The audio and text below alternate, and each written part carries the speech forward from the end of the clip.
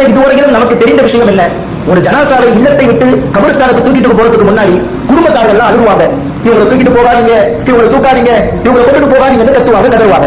ஏன்? அந்த ஜனாசா முதல் கொண்டு என் மீது தண்ணீரை ஊற்ற வேண்டாம், என்னை அன்பும் இன்பும் தொட வேண்டாம், என்னை தூக்கி செல்ல வேண்டாம், என்னை கபருக்குள்ள வைக்க வேண்டாம், என் மீது மண்ணை போட வேண்டாம் என்று கத்தும் கதறும். இதுவரையிலும் நமக்கு அந்த விஷயம் மாத்திரமே தெரியும். ஆனால் தெரியாத விஷயம் ஒன்று காத்துக் கொண்டிருக்கிறது.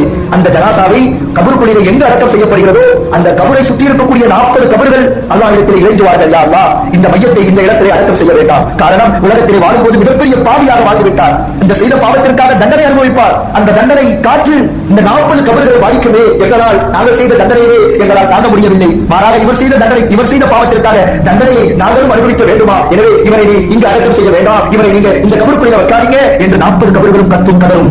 ஷாஃபி மதுஹபை கடைபிடிக்கக்கூடிய நிறைய மாமேதைகள் தெளிவுபடுத்துகிறார்கள். அதனால்தான் அந்த ஷாஃபி மதுஹபின் பிரகாரம் அவரை அடக்கம் செய்ததற்கு பின்னால் அவருக்காக தல்கீன் ஓடப்படுகிறது.